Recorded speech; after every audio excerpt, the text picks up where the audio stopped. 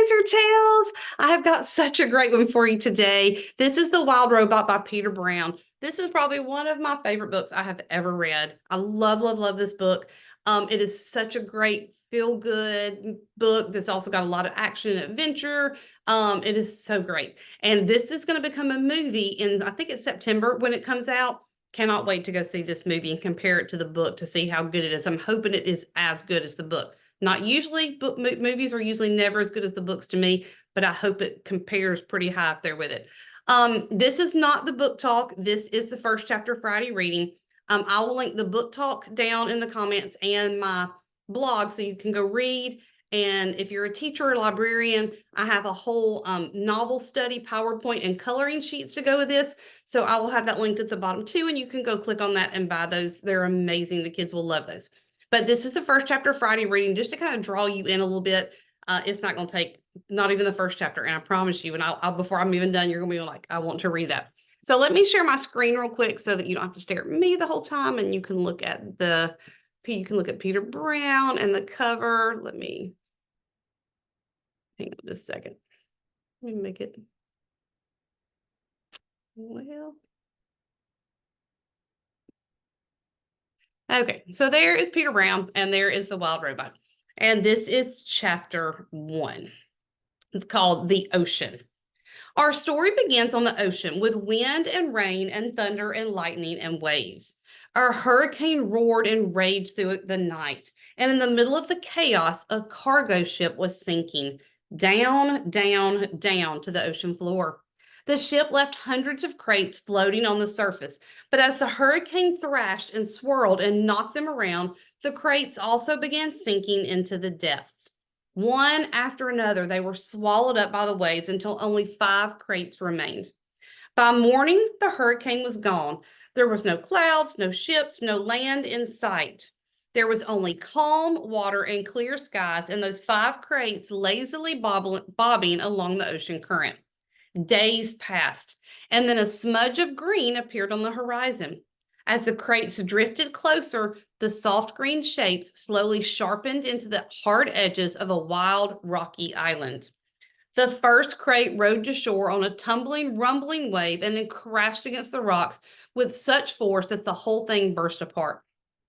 Now, reader, what I haven't mentioned is that tightly packed inside each crate was a brand new robot.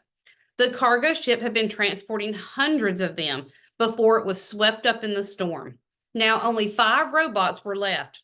Actually, only 4 were left because when that first crate smashed against the rocks, the robot inside shattered to pieces. The same thing happened to the next crate. It crashed against the rocks. The robot's parts flew everywhere. Then it happened to the next crate and the next. Robot limbs and torsos were flung onto ledges. A robot head splashed into a tide pool.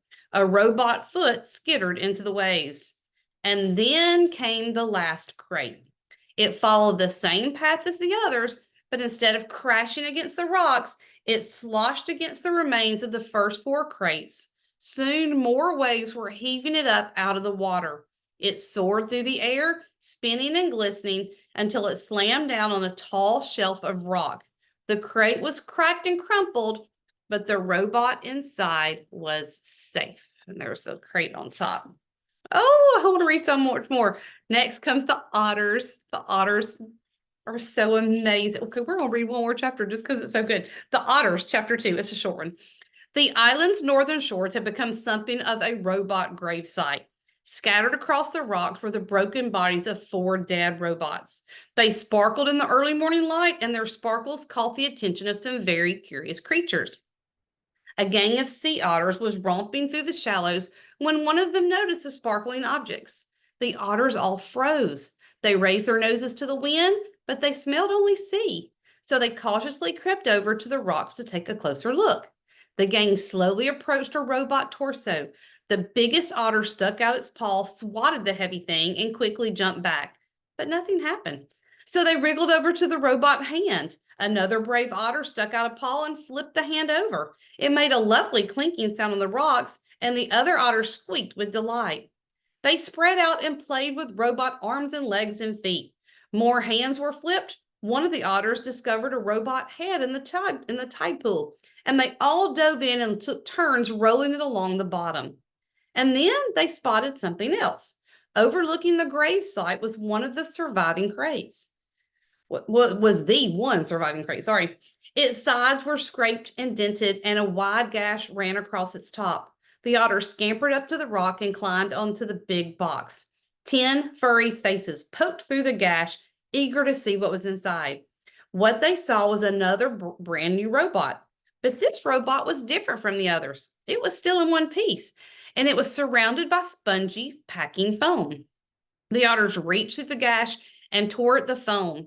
It was soft and squishy. They squeaked as they snatched at the fluffy stuff. Shreds of it floated away on the sea breeze, and in all the excitement, one of their paws accidentally slapped an important little button on the back of the robot's head. Click.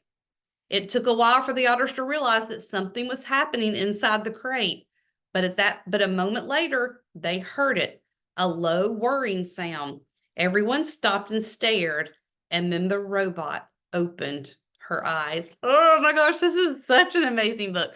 Let me stop sharing my screen. So do not miss The Wild Robot. It is such an incredible book. You want to read it before the movie comes out. And then, like I said, if you're a teacher or librarian and you're reading this to your class, you have got to get the PowerPoint that goes with this and the coloring sheet. It's amazing. I promise you need it in your life. So until the next video, I will see you later. Thanks, Blazer Tales.